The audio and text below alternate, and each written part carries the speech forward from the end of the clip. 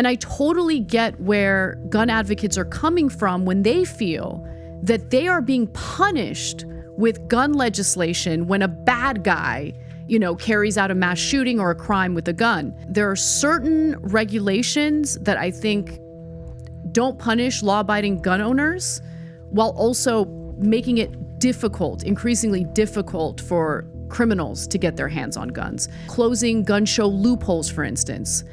Closing loopholes where you wouldn't need to go through a background check, like buying a gun from a private seller, for instance. I think closing those loopholes makes sense. But at the same time, just doing that alone, I don't think is going to solve this problem. I think that you're right. I think that there is a mental health crisis in the country, and we absolutely need to be serious about combating it.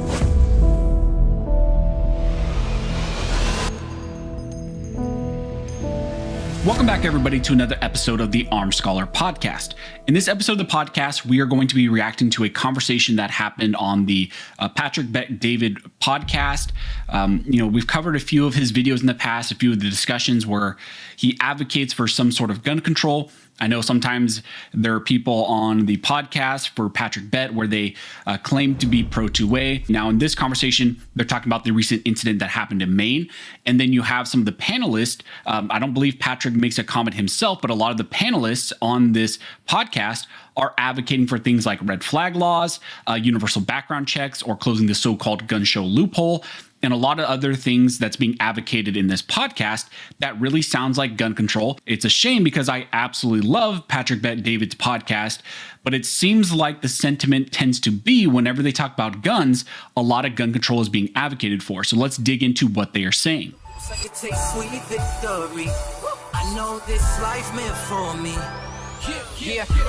Next story I want to go to is what happened yesterday with the shooting that took place, 22 dead, 16 injured, and still on the run. So I'm going to stop there because I don't want to glorify this individual and glorify. A lot of you are familiar now with the situation that happened in Maine. So, here, this was, I believe, just a couple days after this incident happened, or maybe just even the next day. So they're giving a lot of information. I'm not going to glorify this individual. I'm not going to give this individual that committed this atrocity any more attention. But I want to focus more on, a lot of times after these types of incidents happen, there is response by both the left and the right. And, a lot of these podcasts, like the Patrick Bet-David podcast and the Valuetainment, channel here, they position themselves as kind of not being left or right, trying to push a more, neutral narrative sometimes. I'm not really sure what their political leaning is a lot of the times.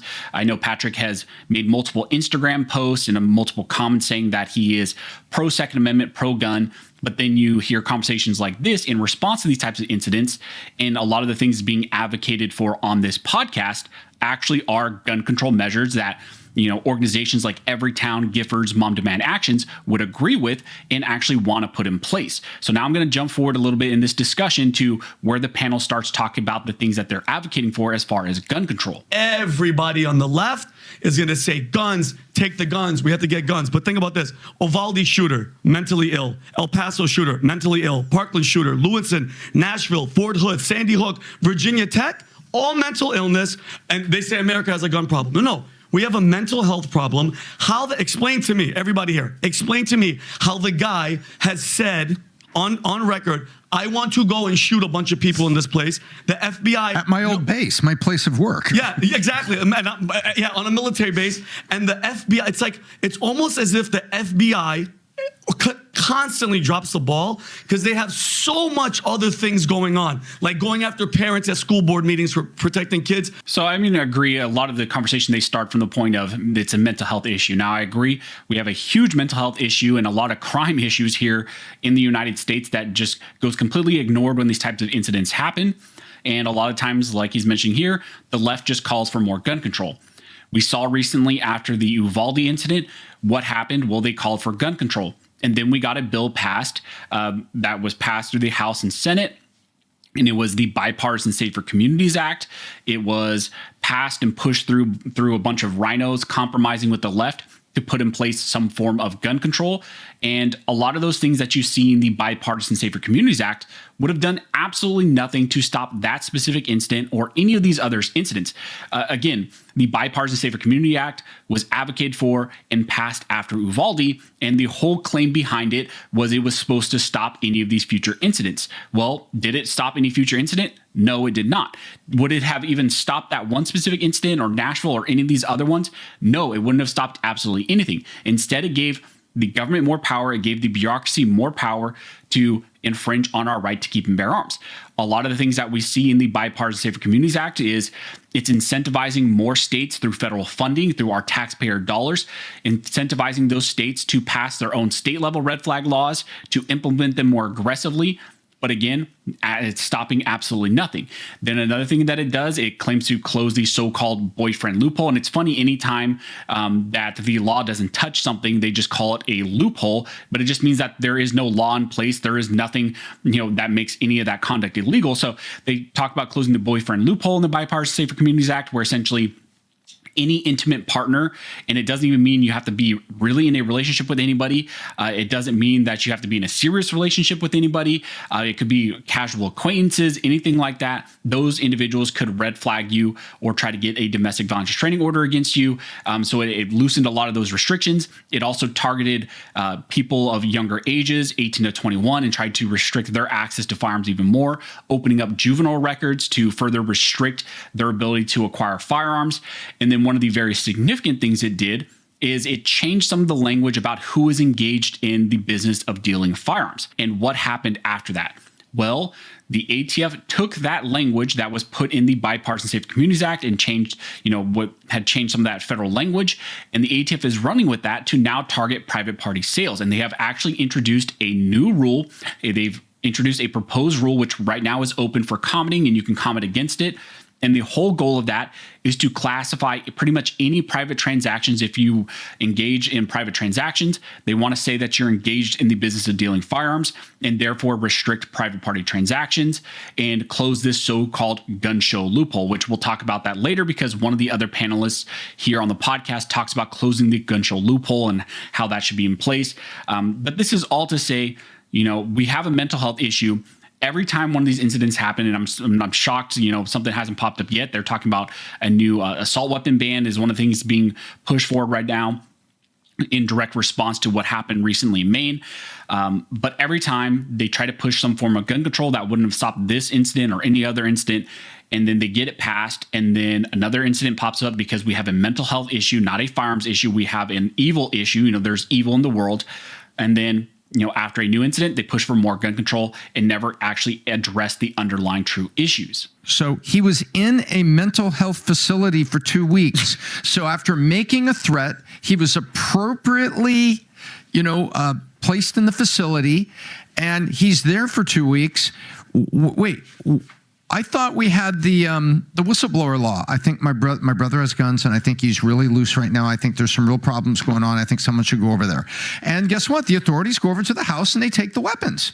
They say, okay, you have a gun. No, sorry, you can't have these. You got to give these. How did he have the weapons? Is that a federal law or is that a state law? I think it really depends, right? Because I don't think we have a federal law like that. No, it's not. It's not federal. We haven't got through 2/3 on that. Right. Yeah. So the reason why I bring that up is because each state has, it's ridiculous. Each state has its own gun laws. And so some states have implemented red flag laws. I don't know if Maine is one of them. Obviously, the story broke last night. Yeah, we don't know. Exactly. I like a lot of details. So I want to stop here because you can see how this discussion is rapidly shifting to advocating for gun control. First, what they're talking about are red flag laws. So in some sense, they're advocating, they're not in some sense, what this panelist right here is actually advocating for is a national federal law, a national red flag law.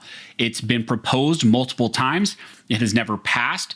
The closest thing they have gotten to was the recent Bipartisan Safer Communities Act, where instead of actually implementing a federal red flag law, what they are doing is they are trying to incentivize through federal fundings for states to put in place more aggressive red flag laws. But right now, there are multiple states that have their form of red flag laws. For example, I'm here in California, so we have our extreme risk protection orders. And those can have a ton of issues, constitutional due process issues, Second Amendment violations. They can happen on an ex parte basis, which means, again, without your knowledge at all, someone could red flag you. And one of the other issues, which seems like they're advocating for, is a lot of these state level red flag laws are very broad about who can actually try to get that order against you. In some states, it's limited to just law enforcement, but in states like California, it's expanded to friends, family, coworkers, employees, medical professionals, along with law enforcement, just a whole litany of people who can say, hey, I think this person is dangerous. Therefore, on an ex parte basis, law enforcement, you should go in, search and seize their home without due process, and do all this on your own, and then confiscate your firearms, so violating due process, and then also violating your right to keep and bear arms. And that is something they're advocating for here. They're saying it's stupid that on a state-by-state basis, they should be able to put in place red flag laws. We should have some sort of national system, which again, that's advocating for national gun control, violations of the Second Amendment. And we can get into, how do you actually determine if that is a violation of the Second Amendment? Well, first and foremost, the Second Amendment says shall not be infringed. But I know a lot of them say, well, that's kind of just a flippant response. But then, okay, let's look at the legal analysis when it comes to red flag laws. And this is something that's being argued right now, specifically in relation to domestic violence restraining orders. And just this week, the Supreme Court is going to hear a case about the federal law, which deals with domestic violence restraining orders and who are prohibited people who can't possess firearms because of this civil loose procedure that goes on. And the whole analysis is, first, who are the people as mentioned in the text of the Second Amendment? My contention is that the people that the founders understood that they intended to cover in the Second Amendment were all law-abiding citizens. Now, then the question comes, who gets to determine who's law-abiding or not? Is the fact that you are subject to a domestic violence restraining order, or you're subject to something like a nonviolent felony. Does that mean that you're not a law-abiding person? You fall outside the class that people are protected by the Second Amendment? Again, my contention is no, because when you look at the founding era, there was no historical analogs. And again, this is an analysis being done under Bruin. The recent Supreme Court Second Amendment decision says you look at historical analysis, you look at the historical context of 1791. Are there any historical restrictions or laws or analogs that would point you to this type of government restriction being justified? There are none. There is nothing that would support this. The closest thing that the government could ever show to some sort of restriction on the possession of firearms tend to be discriminatory laws, discriminating against certain ethnic groups or religious groups, and a lot of courts are throwing those out, but that is the best type of analogs that the government can use to try to justify these types of restrictions. They're advocating for national red flag laws. They're advocating for national gun control. Now, there are other federal laws in place that could have prevented this specific individual from being in possession of firearms. Again, there are federal laws about that because he was institutionalized, I believe against his own will. They could have got a court order. They could have gone through the actual federal process to get in possession of those firearms and restrict his possessions. And he was also, identified by the FBI being a person that is a risk to others. And so what more could you ask for? What more would these national red flag laws have done? The FBI was aware of who this individual was, and they did absolutely nothing. And that has been the truth for multiple incidents like Uvalde and others. The FBI is aware of these individuals and nothing happens. So what do you think a red flag law is going to do a national or a state level when our own agencies are absolutely failing at their jobs? At that point, all you're doing is putting in place a federal or state law that is then going to impact law-abiding people, but not actually affect those individuals that you're trying to target. I do think, look, I'm a believer in the Second Amendment. I've never supported, banning guns. But as I've gotten older and now living in California in the state that it's in, I do believe in having a firearm for self-protection, for self-defense. And I totally get where gun advocates are coming from when they feel that they are being punished with gun legislation when a bad guy, carries out a mass shooting or a crime with a gun. I don't think that law-abiding citizens should be punished, which is why I think there are certain regulations that I think don't punish law-abiding gun owners while also making it difficult, increasingly difficult for criminals to get their hands on guns. So closing gun show loopholes, for instance, closing loopholes where you wouldn't need to go through a background check, like buying a gun from a private seller, for instance. I think closing those loopholes makes sense. Going through a background check ain't a big deal, right? But at the same time, just doing that alone, I don't think is going to solve this problem. I think that you're right. I think that there is a mental health crisis in the country, and we absolutely need to be serious about combating it. So first, she starts out by saying she supports the Second Amendment. She believes in the right to own firearms. And then you hear the big but. So this is one of those things we talk about all the time where people say, hey, I believe in the Second Amendment. I believe in your right to possess firearms.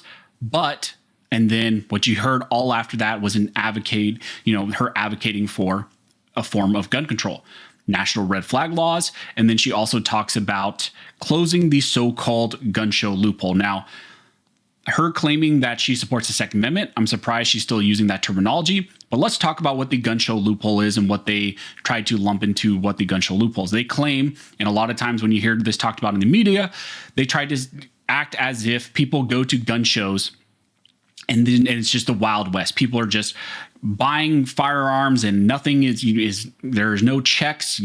Criminals are going to gun shows and buying these firearms. That's not what's happening at all. At the gun show, if you're buying from someone who's an FFL, you have to go through, a background check. You have to go through the traditional process if you're buying from someone who's an FFL. Traditionally, what they are trying to claim is the so-called gun show loophole is just private party transactions. A peer-to-peer transaction where I have a firearm and I want to sell it to someone. Under federal law, you're not required to have to go through a background check or an FFL to engage in that transaction because you have your own private property that you're transferring to someone else. Now, there are federal laws in place that says that if you know that that individual is prohibited from being in possession of a firearm, then you cannot sell that firearm to that person. And if you do, then you are going to be held liable. So there are federal laws in place that are there in place to potentially prevent you from selling a firearm to someone is prohibited. But what they're advocating primarily for here is closing this so-called boyfriend loophole, or sometimes they call it our gun show loophole, or sometimes they call it universal background checks. And they're just trying to place restrictions on private party transactions. And it's interesting because obviously they haven't done their homework. This is something that is currently trying to be put in place right now because of the Bipartisan Safer Communities Act. They're advocating for this, and the ATF has introduced a proposed rule where, they're trying to claim anyone could potentially be engaged in the business of dealing firearms, and therefore almost every private party transaction would have to go through an FFL, and a background check would have to be run, and all of those things because of what was recently done through the Bipartisan Safer Communities Act. And there's a whole lot of there's going to be challenges to whether or not the ATF even had that authority to try to bend some of that language that was put in the Bipartisan Safe Communities Act to try to do this. That is all kind of more the logistics aspect and some of the legal implications with the current Bipartisan Safe Communities Act. But then you just talk about the constitutional question as well. We always have to go back to what does our Bill of Rights say? What is the Second Amendment's intent when the founders put it in place? Because I'm of the opinion that the Constitution is not this malleable document that you can just make it mean what you want it to mean based on current times. The founders put in place the text to mean what it says and mean what it says for future generations. And it says shall not be infringed. So, and you have your right to keep and bear arms under the Second Amendment. Again, looking at the recent Supreme Court Bruin analysis, you would look at history dating back to 1791. Is there any historical support to place a government restraint, a government check, and government permission on you selling your firearm to someone else? The founders, I can tell you, would absolutely, and all these people would probably concede that the founders would absolutely scoff at the idea that the founders intended the Second Amendment to mean that the government could place that type of restriction on private party transactions. And the government here, the ATF, the DOJ, whoever, the FBI, would have no ability to point to any historical analogs that support that type of contention. And so again, I just want to frame this all in as some sort of counterpoint, because this has gone out at this point. I think it's only been about 10 days when I'm filming this. It says the video is 10 days old. It's already gone out to about 200,000 people, plus and this is just on the clips part of it. And I think it's gone out to the main podcast, probably to millions of people on audio and video side. And here you hear people saying that they are pro Second Amendment, that they are the people who are pro Second Amendment. but they are advocating for national red flag laws and then also closing the so-called gun show loophole, essentially just advocating for federal restrictions on private party transactions. And that's why I have a huge issue with this type of narrative. You know, there is some common sense here about closing the gun show loophole. And when everybody sicks about that in the Second Amendment, what they fail to notice, if two private people sell a car, a motorcycle, a boat, or a jet ski, there's a form you have to fill out and you have to take it downtown because there's license plates on that, because there needs to be insurance on that. So it seems pretty reasonable that, you know, whoever owns what serial number, that just like when you bought the gun the first time, that serial number gets it transferred to somebody else. So I want to stop there, and this is one of the main things I wanted to address, because this is one of those common things you hear pop up primarily by the anti-gun side. So again, interesting that this is being advocated for on this claimed pro-2A panel, I guess, having this discussion, but they're advocating for common sense, gun control or gun laws. So oftentimes you'll hear, well, when you transfer a vehicle, you have to go through the DMV and you have to do your registration and transfer the title and do all those things. First and foremost, let's talk about fundamental rights. Your right to keep and bear arms is a fundamental enumerated right. It is the Second Amendment of our U.S. Constitution. Your right to carry a vehicle, although potentially a potentially fundamental right to free movement. Maybe you can make that argument, but it's not a fundamental enumerated right. The Second Amendment is a fundamental enumerated right, and it says it has that unqualified command, which Justice Thomas said, an unqualified command of shall not be infringed.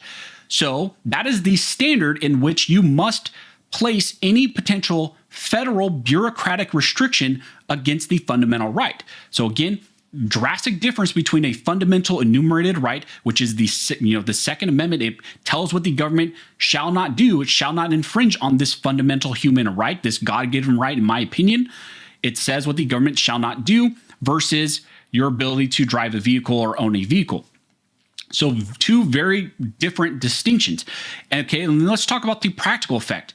So you believe that because we have this process in place where the Department of Motor Vehicles, your DMV, because we have this process for doing vehicles and registration and smog, all those things, we should also have that in place for firearms.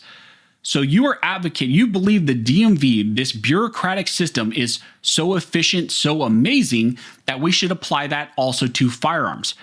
I don't know about you guys, but to me, the bureaucratic system of the DMV, especially here in California, is so horrible. I would never want a similar type of process to be applied to firearms. Now, we do have some sort of system here in California when it comes to private party transactions. Recently, California passed a state level law, which I'm sure none of them are aware of. You have one individual here who says she's from California, but I'm sure she does not know that we have the California law that was passed, which is the firearms precursor part law. And you have the California DOJ and the system that they have in place where if you want to purchase, you have to engage in private party transactions. You have to go through an FFL, do the background check, the 10-day waiting period, and then also the firearm precursor law, where if you want to do anything with so-called ghost guns, essentially just 80%ers or just pieces of plastic and parts, you also have to go through the same system. And again, a bureaucratic system you believe is so efficient, and you want to give all this power to the government to then run that process, to then place restrictions on your fundamental human God-given right to defend yourself. There are a lot of issues with saying, well, because we have this process in place with the DMV and vehicles, it's awesome, and we should put that and apply it to your fundamental human right to keep and bear arms and defend yourself. To me, I am all for giving the government as little ability as possible, because every time you give them power or give them the power to put a system in place, they have shown that they are absolutely incompetent.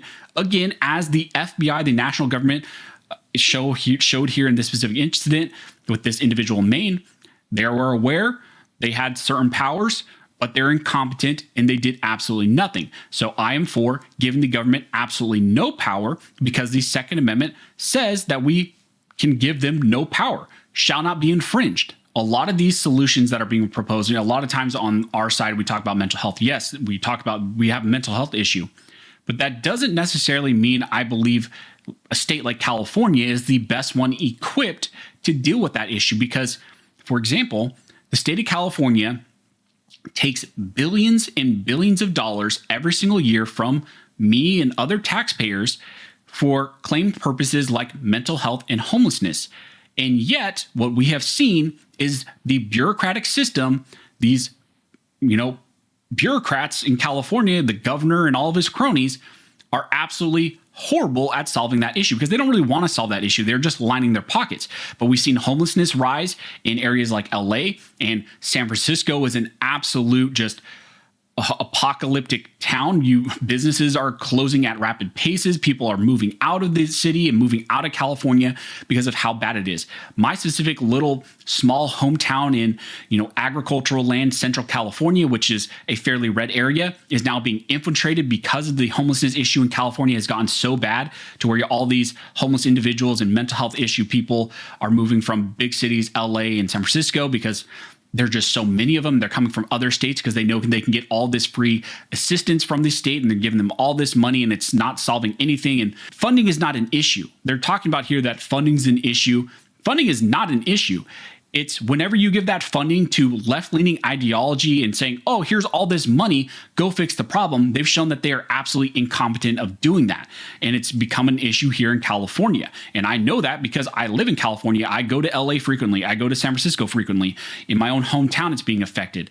So funding is not an issue. It's a ideology issue. And if you give that funding to people who are just going to line their pockets and not do the right thing, then it becomes a huge issue. And again, I would point you to the discussion that Colion Noir had with Joe Rogan about the homelessness issue. He had a lot of statistics and a lot of information about that. And I think he opened Joe Rogan's eyes to that. And it was an absolutely important discussion. And I would, again, just point you guys to go watch that. Oh, Has he been caught? No, hell no. He's out and about. And he's He an has Army military- reservist and a firearms instructor. He has military training. Because you did some research. Yeah. So with this guy, I was watching a news report about him today, and the authorities are actually very concerned with how should be. Yeah, I mean, how skilled he is with this weaponry. Yeah.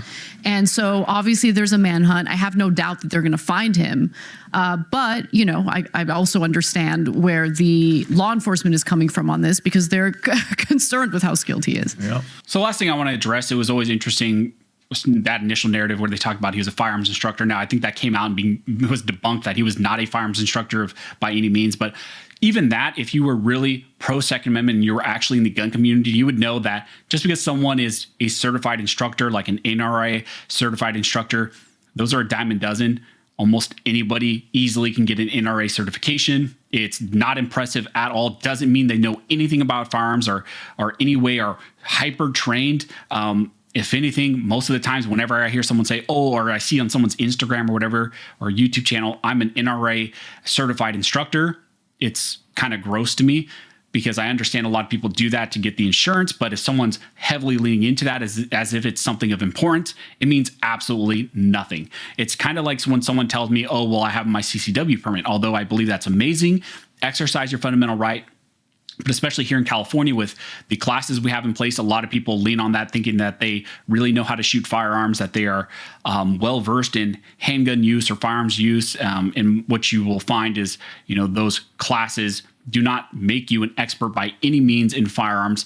I would say if you're doing outside instruction, outside courses, like the recent one I did where it was a 8-hour dedicated red dot focused handgun course with Manzano Tactical, okay, then maybe if you're doing a lot of courses like that, I would be concerned about that individual and the level of training that they have. And even if someone's a police officer, or even if someone's in the military, not impressed with that either, because again, I go to a lot of training courses and sometimes the worst shooters in the group, and if you've been to training courses, you'll know this too. A lot of times someone who's military or law enforcement, they can be some of the worst shooters, because just because you're in those professions does not mean you know how to actually perform with a firearm.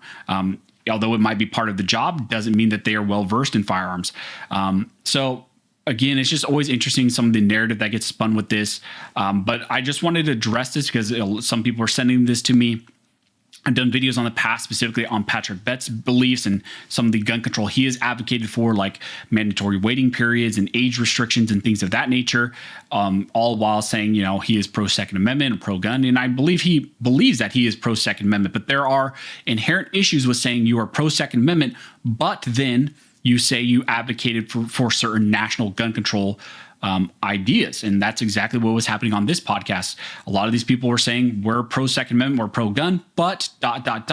we believe in national red flag laws. We believe in closing the so-called gun show loophole and all these other things that they're advocating for, which is essentially gun control. And in my book, if you're advocating for national gun control, by no means are you pro Second Amendment. So just kind of my quick insight into what was happening here on this recent reaction to what happened in Maine on the Patrick Bet David podcast. Let me know what you guys think down below in the comment section. If you're listening to this on the audio side, make sure you guys follow and leave a review, because that really does help that podcast side to grow. And again, if you're watching here on the YouTube side, you can get this available on the audio side. It's available on Spotify, Apple Podcasts, and anywhere that you guys listen to audio. So again, thank you guys so much for all of your support. Let me know what you guys think about this discussion down in the comment section. But as always, thank you all for watching. Don't forget to like and subscribe. And never forget, this nation was built by armed scholars, and this nation will be maintained by armed scholars.